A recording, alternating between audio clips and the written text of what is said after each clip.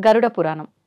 అయితే మనకు చాలామంది చెప్తూ ఉంటారు, మనం చేసే తప్పొప్పులను బట్టి మనకి ఏదైతే శిక్షలు పడాలో అవన్నీ కూడా గరుడ పురాణంలో క్లియర్‌గా రాసుంటుంది అని చెప్పి.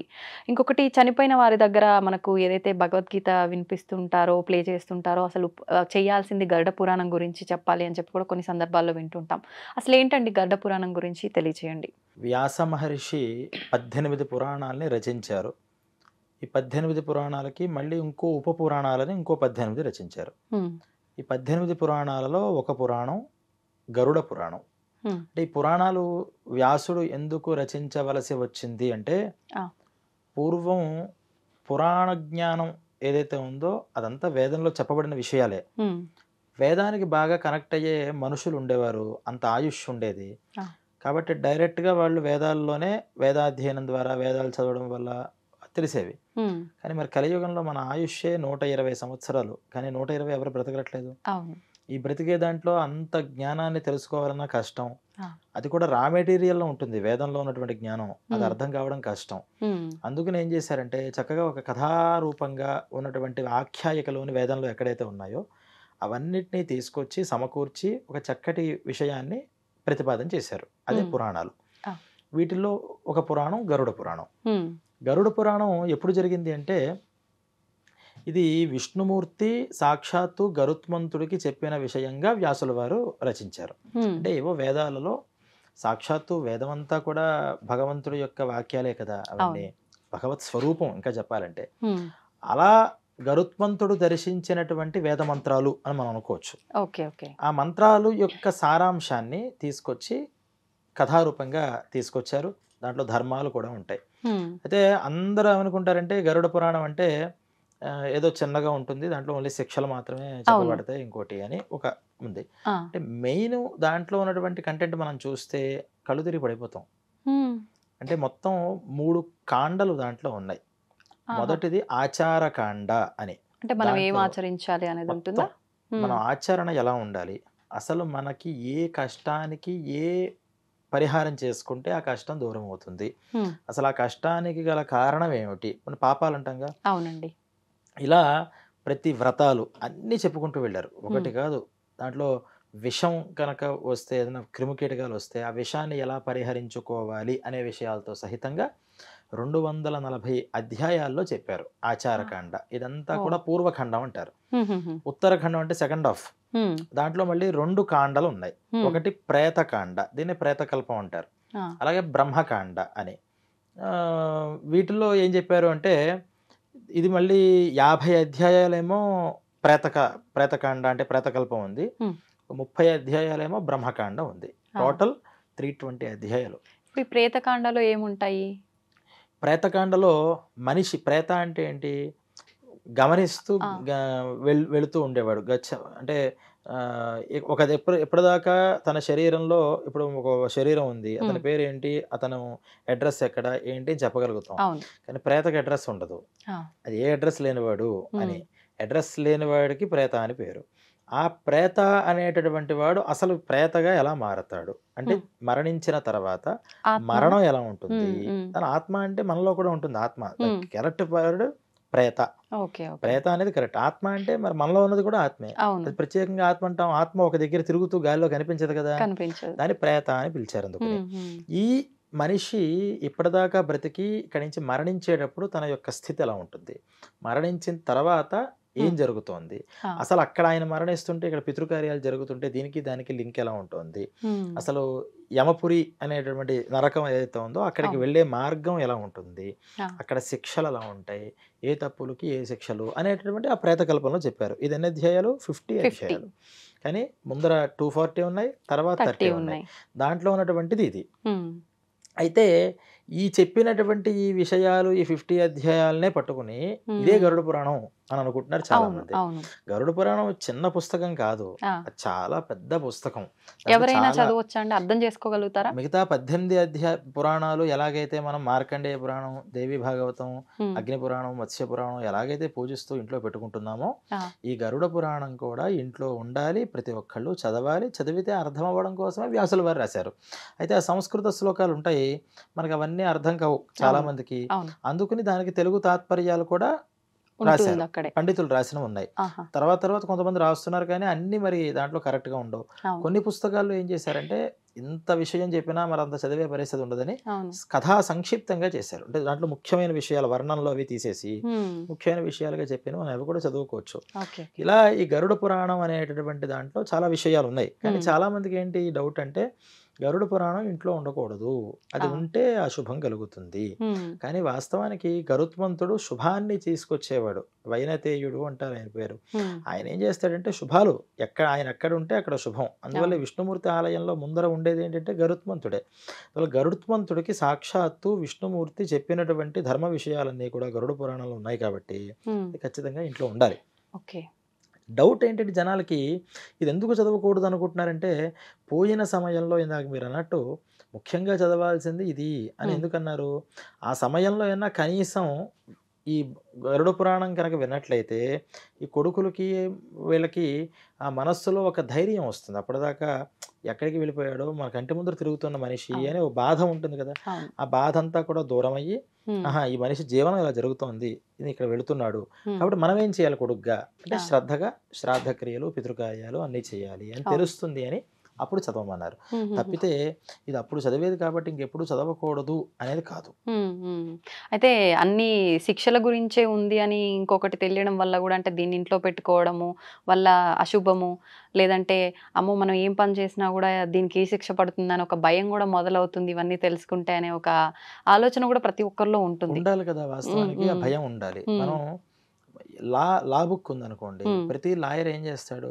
ఆ లా బుక్‌ని పెట్టుకుంటాడు. హ్మ్. రాజ్యాంగాన్ని ఫాలో అవ్వాలి. అవ్వకపోతే ఏముంటుంది? ఆ! అనేటటువంటి విషయాలు ప్రతి ఒక్కరు కూడా రాజ్యాంగాన్ని అవగాహన చేసుకోవాలి అంటాం మనం. అవును. రూల్స్ తెలియాలి కదా మనకి. హ్మ్. హ్మ్. చిన్నప్పటి దగ్గర నుంచే వాస్తవంగా ఈ గరుడ పురాణాన్ని చూపించి, హ్మ్. చదివి, ఓహ్! ఇలా ఉంది దీంట్లో విషయం. నువ్వు ఇలా చేయాలి. ఇలా హ్మ్. చేయడం వల్ల నీకు ఇలా ఇబ్బందులు కలుగుతాయి. ఇలా ఉంటే నువ్వు మంచిగా ఉంటాయి అని చెప్తే హ్మ్. ఖచ్చితంగా ఒక పాపం పనో, తప్పు పనో చేస్తున్నప్పుడు లోపల పాపభీతి అంటారు. ఆ భీతి పూర్వం ఉండేది. హ్మ్. చెప్పేవారు. అంటే పురాణాలు డైరెక్ట్‌గా ప్రింటింగ్‌లో లేకపోయినా ఆ! ఈ పురాణాల్లో ఉన్న విషయాలు ఖచ్చితంగా ప్రతి ఇళ్లలో ఉండేవి. హ్మ్. అందువల్లే అసుర సంధ్య వేళ పడుకోకూడదురా రాక్షస అవును. బుద్ధులొస్తాయి అని చెప్తూ ఉంటారు. హ్మ్. అంటే ఎప్పుడు ఏ పాపం చేస్తే ఏది జరుగుతుంది అనేది మన ఇళ్లలోనే ఉండేది. ఉండేది. ప్రింటింగ్‌లు లేవు కదా అప్పుడు. అవును. అవును. మన ఇళ్లలోనూ లేవు. కనీసం ప్రింటెడ్ పుస్తకాలైనా పెట్టుకుంటే ఆ హ్మ్. పుస్తకం ద్వారా అయినా మనం తెలుసుకోవాలి కానీ, అవును. ఇది తెలిస్తే ఎక్కడ మనం భయం పడి పాపం చేయడం మానేస్తాము అంటే, మనం ఇంకా పాపాలు చేయడానికి హ్మ్. ఎక్కువ అవకాశం ఉంటుంది. హ్మ్. అందువల్ల పాపం ఫస్ట్ మనకు తెలియాల్సింది ఏంటంటే, ఈ మానవ జన్మ వచ్చింది. వచ్చిన తర్వాత మనం జాగ్రత్తగా దీన్ని ఎలా లీడ్ చేయాలి అని అవును. తెలియాలి. ఏది చేయాలి, ఏది చేయకూడదు అనేది హ్మ్. ఫస్ట్ తెలియాలి. ఏదో పొరపాటున చేయకూడని పని చేసాం. హ్మ్. పొరపాటున అంటే కావాలని కాదు. కావాలని కాదు. తెలియక చేసాం. ఆ! దానికి ఎలా ప్రాయశ్చిత్తం చేసుకోవాలి అందులో అది గూడా అన్నీ, ఉంటుందా? అని కూడా. ఆహా! ఎలా ప్రాయశ్చిత్తం చేసుకోవాలి. ఈ ఆ! 3 అంశాలు తెలిస్తే చక్కగా మన మానవ జీవితం అంతా లైఫ్ సాఫీగా చేసేసుకోవచ్చు. ఉంటుంది. ఎందుకంటే పశువులు, పక్షులు ఈ పని చేసుకోలేవు కదా! అవును. ఏం చేయాలి, ఏం చేయకూడదు ఏం తెలియవు. తెలీదు. వాటికున్నది ఏంటంటే ఆహారం దాన్ని ఎలాగో అలాగా సంపాదిస్తాయి. సంపాదించుకోవడం. వాటికి కూడా కొన్ని నియమాలున్నాయి. హ్మ్. ఆశ్చర్యం ఏంటంటే పశువులు ఆ నియమాన్ని అతిక్రమించవు. హ్మ్. సింహానికి విపరీతమైన ఆకలి వేస్తున్నా అది గడ్డి కానీ, ఆకులు కానీ తినదు. తినదు. దానికి కావాల్సిన వేట కోసమే అది తిరుగుతుంది. అవునండి. ఒక జింకలో లేకపోతే కుందేళ్ళో, ఆవులో ఎంత ఆకలి వేసినా ఎదురుకుండా అక్కడ మాంసాలు కనిపించినా దాని హ్మ్. జోలికి వెళ్ళదు. హ్మ్. అది సాధుజీవి కాబట్టి ఇవే తింటుంది. ఆ! కానీ మనిషికి ఉన్నటువంటిది ఏంటంటే ఏదైనా తింటాడు, ఏదైనా చేస్తాడు. వావి లేదు, వరస లేదు, ఏదీ లేదు. అవును. పశువులకు కూడా ఉన్నాయి చాలా హ్మ్. వాటికి చెప్పే ధర్మాలు. మనిషికి ఇంకా ఎక్కువ ఉన్నాయి కానీ హ్మ్. వాటికుండే బేసిక్ ధర్మాలు కూడా వదిలిపెట్టేస్తున్నాడంటే కారణం ఏంటంటే ఇది చేస్తే ఏమవుతుంది? హ్మ్. ఇలా చేయకపోతే ఏమవుతుంది? అనే నాలెడ్జ్ లేకపోవడం. లేకపోవడం. కానీ అప్పుడు పశువులతో పోలిస్తే వాటికి లేని జ్ఞానం మనకుంది. చాలా మార్చుకునే అవకాశం ఉంది. అన్నీ మనకున్నాయి గానీ తప్పులు గూడా మనమే చేస్తున్నాం. తప్పులు కూడా మనమే చేస్తున్నాం. హ్మ్. అంటే అందుకనే ఈ విషయాన్ని తెలుసుకోవాలి. ప్రతి ఒక్కళ్ళు ఈ రోజుల్లో ఇంకా చాలా అవసరం. హ్మ్. ఎందుకంటే ప్రతిదానికి ఒక క్వెషనింగ్ అనేది చేస్తున్నారు. అవును. ఎందుకు ఇలాగే చేయాలి? ఎందుకు అలాగే చేయాలి? పూర్వం రోజుల్లో నాకు తెలిసి మీ చిన్నతనాల్లో కూడా ఎవరు కూడా ఎందుకు ఇలాగే చేయాలి? ఎందుకు ఇలా చేయాలి? అని అడగలేదు. అడగలే. పెద్దవాళ్ళు చెప్పారు చేసుకోవాలి వెళ్ళిపోవాలి. అంతే. కానీ ఇప్పుడు చిన్న పిల్లలు 5 ఇయర్స్ పిల్లల దగ్గర నుంచి చూస్తే దేవుడు దండం పెట్టుకో అంటే ఎందుకు? వై అనే అవును. క్వెషన్ ఫస్ట్ వస్తుంది. అవును. అవునండి. ఎందుకు పెట్టుకోవాలి అని. హ్మ్.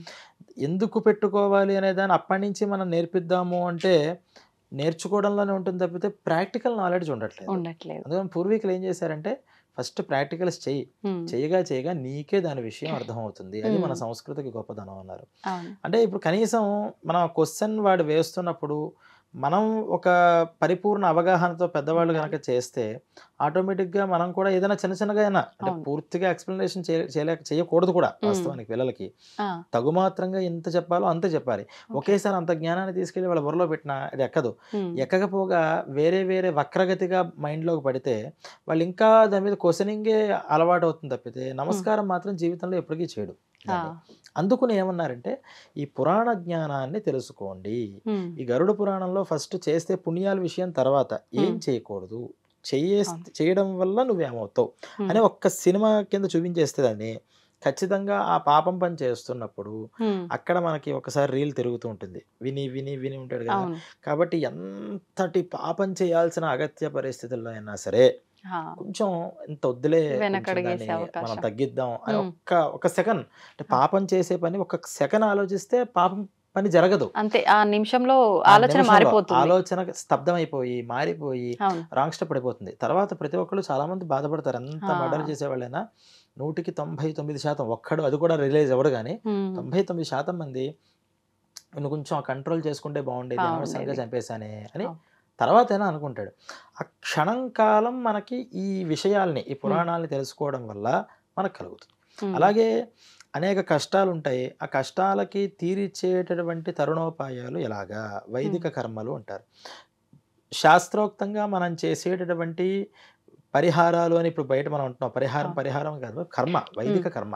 ఆ వైదిక క్రియాకలాపం కనుక శాస్త్రవిధితో చేస్తే ఖచ్చితంగా దాని రిజల్ట్ అనేది మనకు వస్తుంది. అంటే మనం అనుకుంటున్న రిజల్ట్ ఏంటంటే ఇప్పుడు సంథింగ్ నాకు పిల్లలు లేరు కాబట్టి నేను ఒక పరిహారం చేశాను, ఒక వైదిక పూజలు ఏవో చెప్పారు చేశాను. నేను అనుకుంటున్న రిజల్ట్ ఏంటంటే ఇప్పుడు జనరల్ పబ్లిక్ యొక్క నాకు పిల్లలు కలగాలి, నేను చేసుకున్నాను, ఈ మంత్ చేశానంటే నెక్స్ట్ మంత్ నాకు గుడ్ న్యూస్ వినిపించాలి. ఇది మనం అనుకునే కానీ శాస్త్రం ఏం చెప్తుందంటే నువ్వు చేసే కర్మ నీకు ఫలితం ఇవ్వడం అనేటటువంటిది భగవంతుడి చేతిలో ఉంది. కర్మ ఏం చేస్తుంది అంటే ఫలితాన్ని డైరెక్ట్గా ఇవ్వదయ్యా, కర్మ ఇంకో కర్మని నాశనం చేస్తుంది. అంటే ఏదైతే పాపకర్మ నీకు పిల్లలు లేకుండా అడ్డుపడుతుందో దాన్ని ఈ కర్మ వెళ్ళి క్లోజ్ చేస్తుంది. క్లోజ్ జరిగిన తర్వాత పిల్లలు ఎప్పుడు ఇవ్వాలి అనేది భగవంతుడు. అంతా మరి కర్మల ద్వారానే పూజల ద్వారానే ఫలితాలు వచ్చేస్తాయి. భగవంతుడు ఏం చేస్తాడు మధ్యలో? భగవంతుడిని కర్మ ఫలప్రదాత.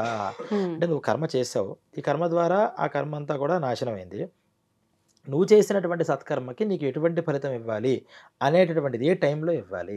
నేను నెక్స్ట్ మంతే నాకు కావాలనుకున్నాను, కానీ నెక్స్ట్ మంత్ నీకు ఒకవేళ మీ భార్య ప్రెగ్నెన్సీ వస్తే ఆ 2-3 months తర్వాత మళ్ళీ పోయే అవకాశం కూడా ఉంది అని భగవంతుడు గ్రహించి ఈ 4 months అయిన తర్వాత మనం ఆ పని చేద్దామయ్యా, అప్పుడే స్టాండర్డ్గా ఉంటుంది కదా అని ఆలోచిస్తాడు ఆయన.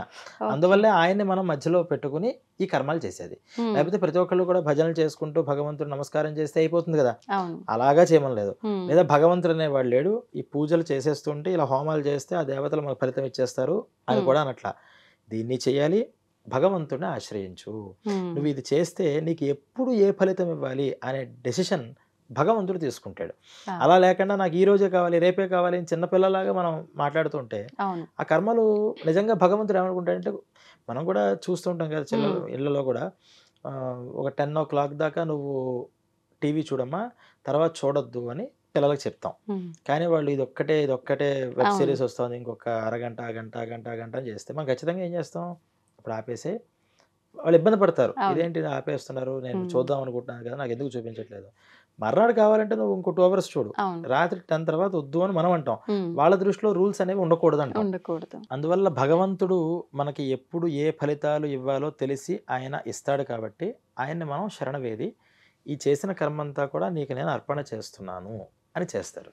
అందుకని ఫస్ట్ నాలెడ్జ్ మనకు కావాల్సింది ఏంటంటే అసలు పాపం అంటే ఏంటి, పాపకర్మ వల్ల వచ్చే ఫలితం ఏంటి, ఈ రెండు మనం తెలుసుకుంటే మనం ఫస్ట్ లైఫ్ని కరెక్ట్గా లీడ్ చేయగలుగుతాం. లోకంలో ఇబ్బందులు అంటే తప్పు చేస్తున్న ప్రతి ఒక్కరికి తెలీదా తప్పని? ఈరోజు ఇన్ని అన్యాయాలు చేస్తున్న వాళ్ళు, అక్రమాలు చేస్తున్న వాళ్ళు, లేదా అకృత్యాలు చేస్తున్న వాళ్ళు, వీళ్ళెవ్వరికీ కూడా చేస్తే తప్పని తెలియదా అంటే తెలుసు తప్పని, కానీ తప్పుకి వచ్చే శిక్ష ఏమిటి అనే దగ్గర ఏంటి మహా అయితే కేసు నిరూపిస్తే కదా 10 ఏళ్ళో 15 ఏళ్ళో పడుతుంది. ఈ లోపల మనం కొంచెం ఏదన్నా ఉపయోగించామంటే సెట్ అవుతాం.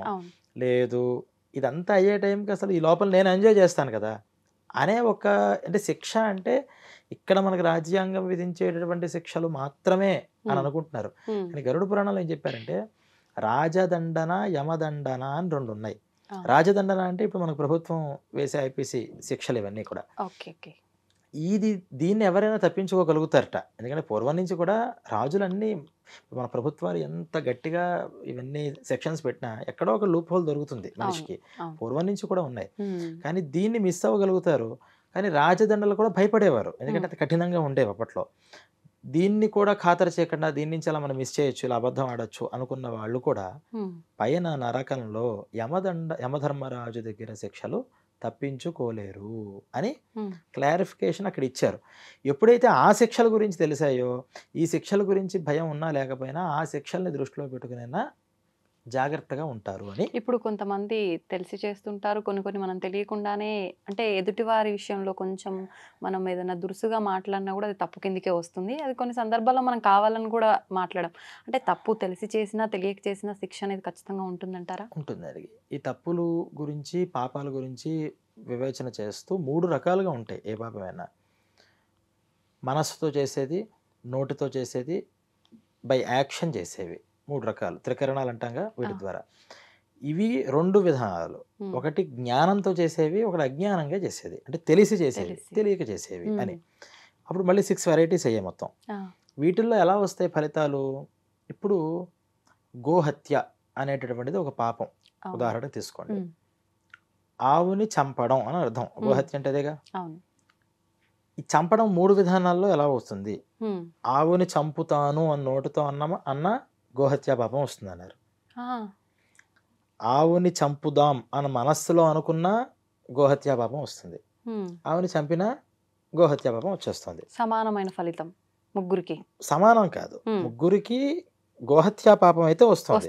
దాన్ని మనం సమానం అని చెప్పలేము. ఎందుకంటే నోటితో అంటే ఎంత పాపం వస్తుందో అంత ఫుల్గా 100% వస్తుంది. కానీ నోటితో చెప్పిన 100% బై యాక్షన్ చేసే 100% ఈక్వల్ అంటే మనం దాన్ని ఈక్వల్ చేయలేము. ఎలాగా అంటే లీటర్ని కేజీని ఈక్వల్ చేయగలుగుతామా? లీటర్ని లేకపోతే స్పీడ్ని ఈక్వల్ చేయగలుగుతామా? చేయలేము. దేని క్యాల్కులేషన్ దానిది. అలా ఈ పాపం అనేది 3 రకాలుగా వచ్చింది.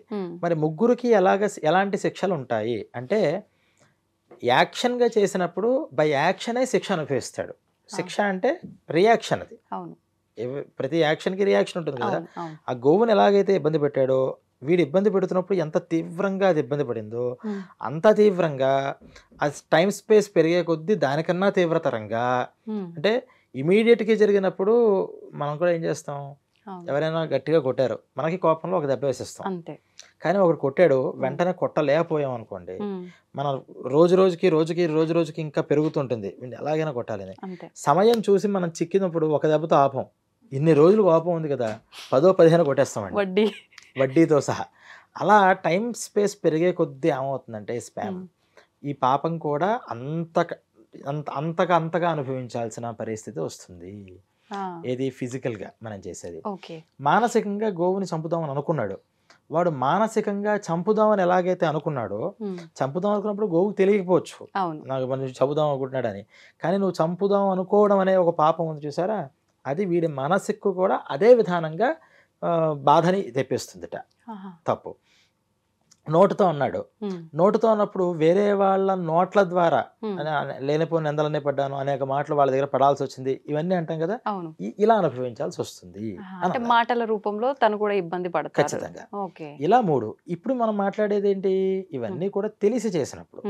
తెలియక చేసినవి అని కొన్ని ఉన్నాం కదా, ఈ తెలియక చేసినా సరే పాపమే, తెలియక చేసినా పుణ్యమే, ఏమి మార్పు ఉండదు. తెలిసి చేసినా తెలియక చేసినా. కానీ ఆ తెలియక మనం చేసినప్పుడు అసలు ఎప్పటికీ తెలియలేదా, లేకపోతే చేసిన తర్వాత తెలిసిందా? మనం ఇలా నడుస్తూ వెళుతూ ఉంటాం, ఏదో మన టైర్ కింద ఏదో జీవి చచ్చిపోతుంది, అసలు మనకి టైర్ తిరిగినట్టు అక్కడ ఏదో జీవి ఉన్నట్టు మనకి తెలియదు. అప్పుడు ఏమన్నారంటే అసలు ఆ విషయం వీడి స్మృతి పథంలో లేదు, వీడికి అసలు సంబంధమే లేదు దానిది. అందుకని సంథింగ్ ఒక కర్మ, ఉమ్, అంటే ఆ జీవికి సంబంధించిన కర్మని అనుభవించడానికి వీడి చేతుల్లో అది వెళ్ళిపోయింది. ఆహా, కానీ మనం ఇలా వెళ్ళిన తర్వాత సంథింగ్ ఏదో మన కారు కింద పడిందిరా అని కార్ ఆపి వెనక్కి చూశాడు. ఆ, వెనకాల ఏదో ఒక కుక్కో పిల్లో ఇది కనిపించింది. ఇది ఎప్పుడైతే మన దృష్టిలో పడిందో ఉమ్, ఫస్ట్ మనకు రావాల్సింది ఏంటి? రియలైజేషన్ రావాలి, పశ్చాత్తాపం రావాలి. అవును. ఆ పశ్చాత్తాపం ఎప్పుడైతే వచ్చిందో ఆటోమేటిక్గా మనకి తెలియక చేసిన పాపంలో సగం పాపం పోయింది. ఉమ్, మిగతా సగం మనం తర్వాత అంటే దానికి దగ్గరకి మనం అక్కడ రోడ్డు మీద పడేయకుండా మన పని మనం చూసుకోకుండా దానికి ఏదో చేయాల్సిన పనులు ఉంటాయి కదా కొన్ని, అవును. అలా చేసేవి. లేకపోతే అయ్యో పాపం ఇలాగా అనుకోకుండా చేశానే, నేను చూసుకుంటూ కొంచెం జాగ్రత్తగా వెళితే బాగుండేదే ఉమ్, అని వీడు పశ్చాత్తాపం పడి, ఇమీడియట్ పశ్చాత్తాపం వేరు, దాని కంటిన్యూషన్ వేరు. ఉమ్, ఉమ్, దీన్ని దృష్టిలో పెట్టుకుని తర్వాత సార్లు కూడా రోడ్డు మీద వెళుతున్నప్పుడు కొంచెం జాగ్రత్తగా చూసుకోవడం అనేది ఏదైతే పెట్టుకుంటాడో అవును. అప్పుడు 100% పాపం తెలియక చేసినవి పోతాయి ఉమ్, అన్నారు. మీకు అర్థమైందా చెప్పింది? అర్థమైంది, అర్థమైంది. అంటే తెలియక చేసినప్పుడు కూడా పాపం వస్తుంది. వస్తుంది. కానీ ఎటువంటి పాపం అది అంటే జస్ట్ పడినటువంటి ఒక మురికి నీళ్లు లాంటివి. అది వెంటనే ఇంకో శుద్ధమైన నీళ్ళు పోస్తే పోతాయి. ఉమ్, కానీ తెలిసి చేసిన పాపం గ్రీజ్ లాంటిది. అది ఉమ్, దాన్ని ఒక పోదు, పట్టాన కడుక్కుందాం అంటే వదిలించలేము. పోదు. చాలా ప్రయత్నం చేయాలి. ఉమ్. అమ్మో, నిజంగా ఇందాక అనుకున్నాం తప్పులు చేయకుండా ఉంటాం ఇవన్నీ తెలుసుకుంటే అని, కానీ అసలు ఫస్ట్ ప్రతి కదలికకి భయంగా ఉంటదేమో ఇవన్నీ వింటే అనిపిస్తుంది ఇప్పుడు. అంటే భయం కన్నా ఫస్ట్ అలర్ట్నెస్ వస్తుంది ఉమ్, మనకి. ఉమ్, మనకి మిలిటరీ ట్రైనింగ్ ఇస్తారు కదా. అవును. ట్రైనింగ్ ఇచ్చినప్పుడు వాళ్ళు ఒక పద్ధతిని నేర్పిస్తారు. అది చూస్తే మనకు ఎంత భయంకరంగా ఉంటుంది. బాబోయ్, అవును. 4కి మొహం నీళ్ళు ఆ, పోసేస్తారట, ఫుడ్ పెడతారట, రోజు 10 కిలోమీటర్స్ పరిగెట్టిస్తారట, ఇవన్నీ అనుకుంటాం. ఉమ్, కానీ నిజంగా అది చేస్తే ఉండేటటువంటి ఆరోగ్యం కానీ వాళ్ళ జీవనం కానీ ఎంత గొప్పగా ఉంటుంది. అంతే. అంటే కొంచెం కష్టం పడినా మనం ఈ అలర్ట్నెస్ ఎప్పుడూ కూడా మన మైండ్ని, మన శరీరాన్ని, మన మాటని అదుపులో పెట్టుకోవడం అనేది ఉమ్, దీని ద్వారా, గరుడ పురాణం ద్వారా ప్రతి మనిషికి అలవాటైతే ఉమ్, ఖచ్చితంగా పాపాలు అనేవి రెడ్యూస్ అయిపోతుంటాయి. మనకి ఉమ్, మనం ఉమ్, ఆటోమేటిక్గా మనం క్యాల్కులేషన్ చేసుకోకల్లా ఉమ్. మ్యాక్సిమం పాపాలు తగ్గిపోతాయి. ఆ, మ్యాక్సిమం పాపాలు. ఓకే. అయితే మీరు ఇందాక చెప్పారు 3 భాగాల్లోంచి ఆచరణ మొదటిది అని చెప్పి. అయితే ఈ ఆచరణ మనం చదువుకొని, తెలుసుకొని అందులో ఉన్నవి గనక మనం ఆచరిస్తే ఈ 2వ అధ్యాయంలోకి వెళ్ళి ఇబ్బందులు పడే అవసరం అవన్నీ రాకుండా ఉంటాయంటారా? కరెక్ట్ ప్రశ్న.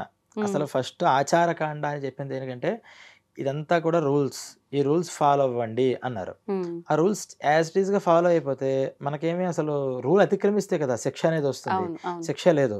కానీ రూల్స్ అతిక్రమించావు, హ్మ్. అతిక్రమించినప్పుడు ఏమవుతుంది అని చెప్పేదే ఈ ప్రేతకాండ. ప్రేతకాండ.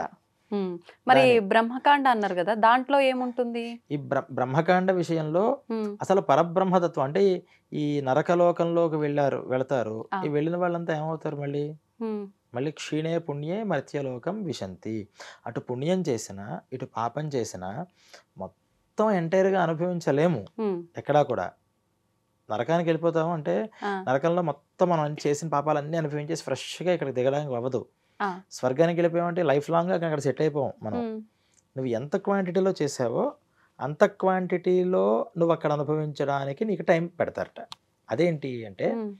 మనం ఇక్కడికి వచ్చాం కదా ఇప్పుడు సంథింగ్ ఒక ఆడ, ఒక మగ, ఒక కుటుంబం ఇలా మనం కొన్ని అవును. లింకేషన్స్ బంధాలు. పెట్టుకుని హ్మ్. వచ్చేసాం. హ్మ్. ఇలా వచ్చిన దానికి వీళ్ళు 60 ఇయర్స్ బ్రతకాలి, వీళ్ళు 80 ఇయర్స్ బ్రతకాలి, దీంట్లో ఇంత పుణ్యం ఇంత పాపం ఇతను అనుభవించాలి అని ఒక అకౌంట్ మనం క్రియేట్ చేసి హ్మ్. ఇక్కడికి మనల్ని డౌన్లోడ్ చేశాడు ఆ. భగవంతుడు. ఆ. ఈ అకౌంటే మనకుందా హ్మ్. అంటే ఇన్ని కోట్ల జన్మలు ఎత్తి మళ్ళీ పుట్టాం ఇదేనా మన కానీ కాదు. హ్మ్. ఈ జన్మలో మనం ఎంత అనుభవించగలుగుతామో అంత పెట్టి పంపించాడు. ఆహా. అది ఎప్పుడైతే పూర్తయిందో ఇక్కడి నుంచి మళ్ళీ మనం అటు నరకమో మళ్ళీ స్వర్గానికో వెళ్ళిపోతుంటాం. హ్మ్. అలాగే అక్కడ కూడా ఇతను చేసిన పాపాలు ఇన్ని పాపాలు ఈ నరకంలో అనుభవించాలి, హ్మ్. ఇన్ని పుణ్యాలు ఈ స్వర్గంలో అనుభవించాలి అని ఒక క్యాల్కులేషన్ చేసి సర్టైన్ టైంని పెట్టి అక్కడికి పంపిస్తాడు మనల్ని. ఆ టైం తను డిసైడ్ ఆ చేస్తాడు. టైం భగవంతుని మన డిసైడ్, చేతుల్లో. మన చేతి అందుకనే కాలం హ్మ్. కాలస్వరూపం అంటారు. భగవంతుడు అంటే ఎవరంటే టైం అయినా అంతే. ఈ టైం డిసైడ్ చేసి పంపిస్తాడు. ఆ టైం అయిపోయిన తర్వాత నాకు ఇంకొంచెం ఏమైనా అకౌంట్ ఉంటే అది కూడా క్లియర్ చేసేసుకుంటానన్నా ఉంచారు అక్కడ నరకంలో. ఆహా. ఇది అయిపోయింది నాన్న వెళ్ళిపోయి ఇక్కడి నుంచి అంటారు. ఓకే. స్వర్గంలో కూడా నేను కొంచెం పాత అకౌంట్లు అయినా ఉంటే క్లియర్ చేసుకుంటానంటే కుదరదు, హ్మ్. నువ్వు వెళ్ళిపోవాలి అర్జెంటుగా ఫస్ట్ ఇక్కడి నుంచి అంటారు. ఆ. మళ్ళీ వాళ్ళు ఏం చేయాలి, మళ్ళీ ఇక్కడికి వస్తారు భూమి మీదకి. భూమి మీదకి రావడం వల్ల ఎందుకు పంపిస్తూ ఉంటాడంటే చేసిన ప్రతి పాపము అటు పుణ్యము, అంటే దేవతలు కూడా పాపాలు చేశారుగా. పాపాలు అనేవి భూమి మీదే కాదు అన్ని లోకాలలోనూ పాప పుణ్యాలు ఉన్నాయి. ఆ. కానీ పుణ్యాన్ని అనుభవిస్తూ ఇప్పుడు పాపాన్ని దేవతలు పాపాలు అన్నారు కదా, అంత జ్ఞానం తెలిసి మనందరినీ నడిపిస్తున్న వాళ్ళు పాపాలు చేయడం అంటే ఏంటి? దేవతలు వేరు, దేవుడు వేరు. హ్మ్. భగవంతుడు అంటే దేవుడు అంటాం. హ్మ్. దేవతా శక్తులు చాలా ఉంటాయి. ఆ. ఆ శక్తులు కూడా మనలాగానే భూమి మీదకి ఒకసారి అంటే భగవంతుడు ఇచ్చే ఒక అవకాశం మానవ జన్మ అంటే భూమి మీద. అందుకనే భూలోక మానవుడికే చాలా గొప్పతనం. హ్మ్. అందరి దేవతలు కూడా మనల్ని చూస్తుంటారట. ఎంత అదృష్టం నాయన మీరు. హ్మ్. మేమంతా చేసాము అంటే కొత్త కొత్త కర్మలు ఇక్కడేం సృష్టించుకోవడానికి లేదు. కానీ పాపం డైరెక్ట్‌గా అనుభవించకుండా ప్రాయశ్చిత్త రూపంగా కడిగేసుకునే ప్రాసెస్ భూమి మీదే ఉంది. హ్మ్. వేరే లోకాల్లో లేదు. ఆహా. ఖచ్చితంగా అనుభవించాల్సిందే అక్కడ పుణ్యమైనా, పాపమైనా. హ్మ్. కానీ భూమి మీద ఏంటంటే పుణ్యం అనుభవించొచ్చు అవును. కావాలంటే. అవును. లేదా అంతా మళ్ళీ భగవంతుడికి తిరిగి ఇచ్చేయొచ్చు. హ్మ్. పాపం అనుభవించొచ్చు. లేదా పాపం అనుభవించకుండానే హ్మ్. దాన్ని క్లియర్ చేసుకోవచ్చు. ఓకే. ప్రాయశ్చిత్తాలు అంటాం కదా మనం అవును. అవును. ఇవన్నీ. వీటి ద్వారా చేసుకోవచ్చు. హ్మ్. అందుకని ఎంత అదృష్టవంతులై భూలోక మానవులు అంటారు. మరి ఈ దేవతలు ఎక్కడి నుంచి వచ్చి పుట్టుకొచ్చారు అంటే ఈ భూమి మీద వాళ్ళకిచ్చినటువంటి అంటే నంబర్ 1 హ్మ్. ఇతను ఉత్తమ విద్యార్థి. హ్మ్. చాలా బ్రిలియంట్ అని ఎలాగైతే ఒక గ్రేడ్ ఏస్తారో ఆ. అలా ఇక్కడ ఈ భూమి మీద వాళ్ళ జీవనం చాలా ఉత్తమంగా చేసిన వాడికి ఇంక ఇక్కడ మళ్ళీ వద్దులే ఇతను కొంచెం ప్రమోషన్ ఇచ్చాం కదా అని వీళ్ళని మళ్ళీ దేవతా లోకాల్లోకి పంపిస్తూ ఉంటారు. హుహు. అందుకనే మనం ఇది ఇది కొంచెం అర్థం అవ్వడానికి ఏం చెప్పారు, హ్మ్. ఇక్కడ 1000 యజ్ఞాలు చేస్తే ఇంద్ర పదవి వస్తుంది వింటాం కదా. అవును. అందువల్ల ఇంద్రుడు కోపం వస్తూ ఉంటుంది. ఇక్కడ హ్మ్. పుణ్యాలు చేసేవాళ్ళు తపస్సు చేసేవాళ్ళు భంగం చేయడం కోసం అప్సరసలను పంపిస్తూ ఉంటారని మనం ఆ. చిన్నప్పుడు చెప్తూ ఆ. ఉంటాం. ఆ. అంటే అది చిన్నతనంగా అర్థం అవడం కోసం చెప్పడం. హ్మ్. ఇంతలాగా చెప్తే ఎవరికి అర్థమవుతుంది? అవును. కొన్ని అవును. యజ్ఞాలు అంటే యజ్ఞం అంటేనే తెలియదు. ఏం చెప్తాం? అందుకని ఏమన్నారంటే తపస్సు.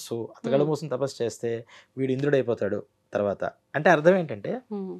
ఇక్కడ గొప్ప గొప్ప పుణ్యాలు చేస్తే ఖచ్చితంగా ఇక్కడి నుంచి ప్రమోషన్ వస్తే మళ్ళీ దేవతా లోకాల్లోకి వీళ్ళు వెళ్తారు. హ్మ్. అక్కడి నుంచి ఇంకా ప్రమోషన్ వస్తే వాళ్ళలోనే ఇంకా చాలా పైపైన స్థాయిలు ఇవన్నీ కేటగిరీస్.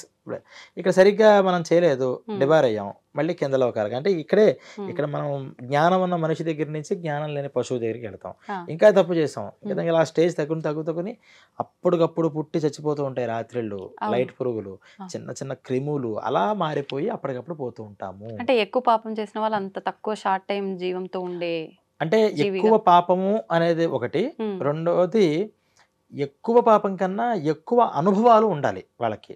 అంటే అంటే ఎలా? ఒక మానవ జీవితంలో 10 చావుల్ని చూడడం సాధ్యమవుతుందా? హ్మ్.